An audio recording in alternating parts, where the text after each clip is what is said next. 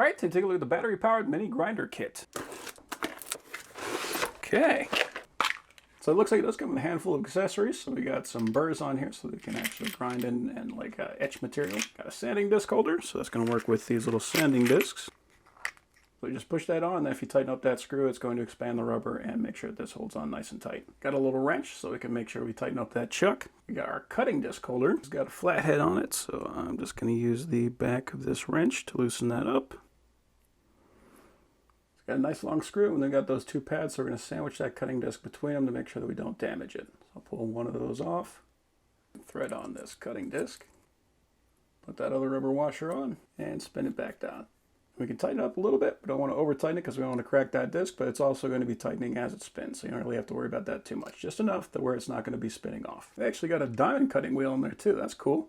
So if we need to cut really hard surfaces, we can use that. This is cool. We actually got a little, like a saw blade on here too. So if you need to cut wood, this would be the ones you want to use. For the buffing wheels, we're going to use this kind of screw bit. So that is just going to screw into the foam. You want to try to get it as centered as you can. And that way it's not wobbling. So here is our chuck. So pull this guy out. Oh, it looks like it's already got a chuck on it. So this is an extra chuck. Oh, it's a different style of chuck. So we can pull this one off. Pull off that collet, and then throw this chuck on. I'm going to leave this chuck on because this is going to be what we're going to be using for those small bits. And then we just drop this guy in, tighten it up. You need to press this button to hold it, to lock it in place. And then we can really tighten it. And if you want a little more oomph, put this wrench on it, and you can tighten it up more. I want to try this little saw attachment, so to turn that on, what we got to do is press up. And we are running. And it's actually kind of quiet. That's nice. And right now it is at the middle speed. Cool, even at full speed it is not very loud.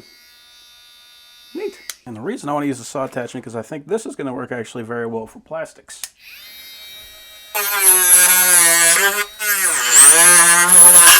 Yeah, that is going to cut no problem. You can probably tell this is battery operated, so we got our charging port right there. And that is USB-A to USB-C. Last thing we got is our nail grinder. So if you got a pet and you want to kind of clean up their nails, this is what you would use for that.